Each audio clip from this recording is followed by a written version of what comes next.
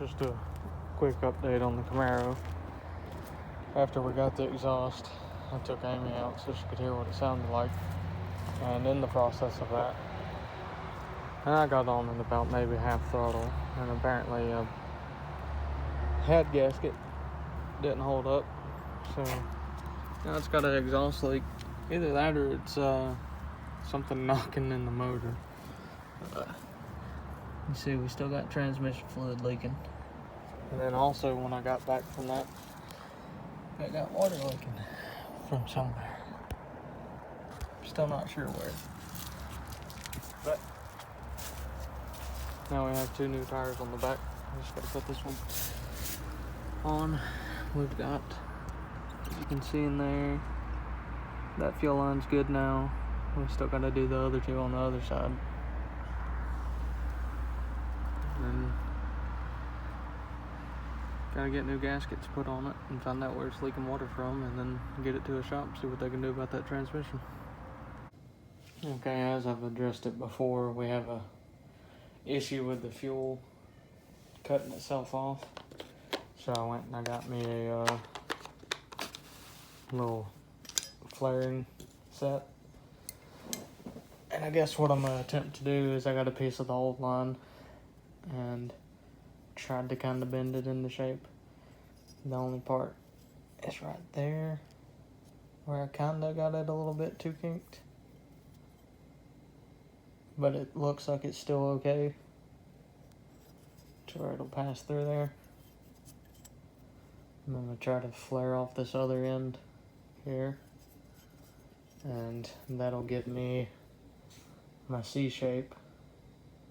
And then I can take rubber line from here and here to parts I needed at.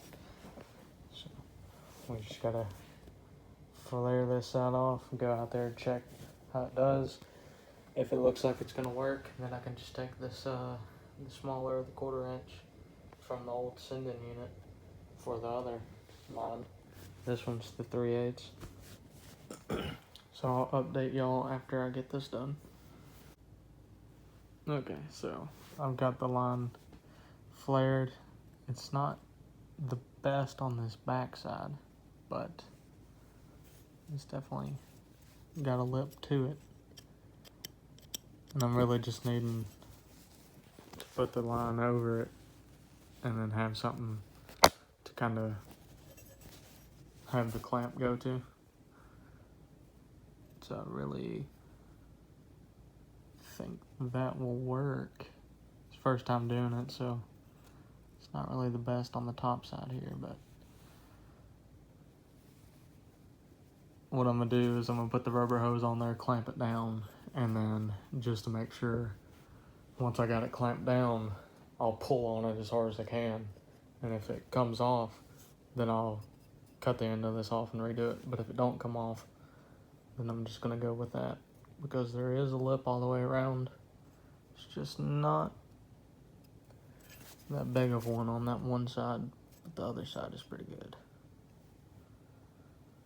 We'll try it with this 1/4 inch, and we'll see how that one turns out. I've got my pieces here, and we'll be taking these hoses here and connecting it. Let's see if I can get it to focus to those lines there. As you can see, what my problem was is the tank lines go that way and the lines going towards the front go the opposite way, so it's causing kinking. You can kind of see it there. So I'm gonna put these hard lines in along with the rubber line. Hopefully that'll fix my problem. Okay, I had to run to the parts store, get more clamps and everything, but we've got the clusterfuck of clamps put together in there. Now I'm gonna try and see if I can get the fuel to pick back up, because as you can tell, there's nothing in that filter. But once it picks up, should be able to check, see if it's leaking, see if it does the same thing it's been doing where it cuts itself off of fuel. and hopefully that'll be problem solved for back there. Then I gotta figure out whether I'm actually leaking radiator fluid or not, because it seemed like it leaked out a good bit the other day, but it may just be over full, because as of right now she said it's topped off.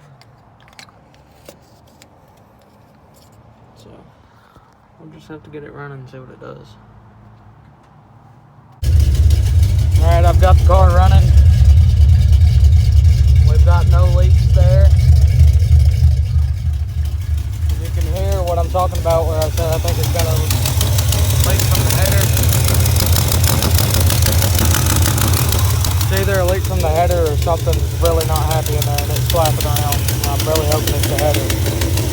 But I've got it running, there's no leaks, so I'm going to cut it off until I take it to get that fixed.